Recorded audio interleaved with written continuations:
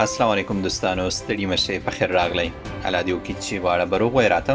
دوستانو، د کووډ 19 یا کرونا وایرس په جریان کې کوم چا چې مخالفې اخیستي دي، که هغه د ماسک مخالفې دي یا په موټر کې زیاتو کسانو کې نستلو مخالفې دي، د هغې ترڅنګ نور هغه مخالفې کوم چې د کووډ 19 یا کرونا وایرس په جریان کې تاسو اخیستي دي، نو د دې لپاره متحده عربي اماراتو حکومت یو نوی سیستم فعال کړ.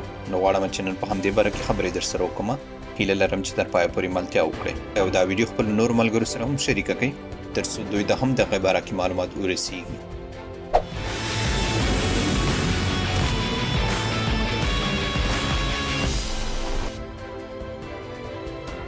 ښه دوستانو، خلیسټه معلوماتو له مخې کومو کسانو چې کووډ 19 یا کرونا وایرس په جریان کې مخالفې اخیستې دي، که هغه د ماسک دي یا په موټر کې زیاتو کسانو کېناستلو باندې دوی ته مخالفه ورکړی شوې ده یا په دوکان کې زیات کسان ولاړ دي، نو هغه وخت کې دوی مخالفه اخیستې ده. د هغې ترڅنګ نوره واړه هغه مخالفې چې دوی کووډ 19 یا کرونا وایرس په جریان کې اخیستې دي، خو دوی ته داسې ښکاري چې دغه مخالفې مونږ نامناسبې اخیستې دي.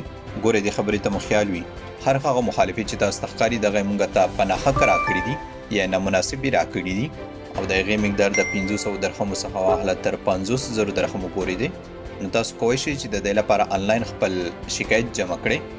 شکایت جمع کول کم ګران کار نه دی.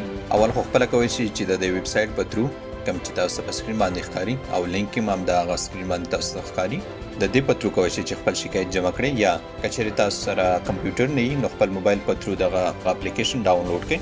کوم چې دغه دواړه لینکونه به یو د اپلیکیشن او بل به د ویب سایټ لینکونه په ډسکرپشن کې واچوم، نو تاسو به وکولی شئ چې هغې له لارې په اسانۍ سره پیدا کړئ. که بیا یې پخپله نشئ کوئ نو نږدې ټایپینګ سنټر ته ورشئ تر څو هغه ستاسو شکایت جمع کړي. خو ګوره چې خیال مو وي صرف هغه کسان د شکایت جمع کوي کوم چاته چې ښکاري چې دوی ته مخالفه په ناحقه یا نامناسبه ورکړی شوې ده. هغه کسان د شکایت نه جمع کوي کوم چا چې په حقه مخالفې اخیستې دي، صرف هغه کسان دې جمع کړي چې په ناحقه دوی ته مخالفې ورکړی شوې دي. نو کله چې تاسو شکایت جمع کړه، د دې اړوند اداره په متحده عربي اماراتو کې 12 فرعي کمیټې او د هغې ترڅنګ د شپېتو نه ډېر عام څارنوالان لري تر څو ستاسو دغه شکایت وګوري. که چیرې ستاسو شکایت سم و نو همدغې محکمې لخوا به یا کینسل کړی شي او یا به ستاسو ملاتړ وکړي. د لا زیاتو معلوماتو لپاره تاسو په همدغه شمېره کومه چې سکرین باندې درته ښکاري اړیکه نیوی شئ. خو خیال مو وي چې د 2 ورځې څخه واخله تر 6 ورځو پورې د سهار 9 بجو څخه واخله تر ماسپښین 2 بجو پورې دوی ته ټلیفون کوی شي. نور وختو کې دوی د ټلیفون کولو څخه ډډه وکړئ. نو الله دې وکړي چې دغه معلومات تاسو ته ګټور تمام شوي. که چیرې پوه شوي نه وي نو دا ویډیو دوباره وګورئ، نو انشاءالله دوباره کتو سره به تاسو پوره پرې پوه شئ. که چیرې تاسو دا ویډیو شیر کړي نه وي نو کوشش وکړئ خپلو ملګرو سره هم شریکه کړئ تر څو دوی ته هم دې باره کې معلومات وشي. او که احمد آفیشل یوټیوب چینل او فیسبوک پاڼې ته نه وئ نو دا ضرور در سره سبسکرایب او فالو کړئ.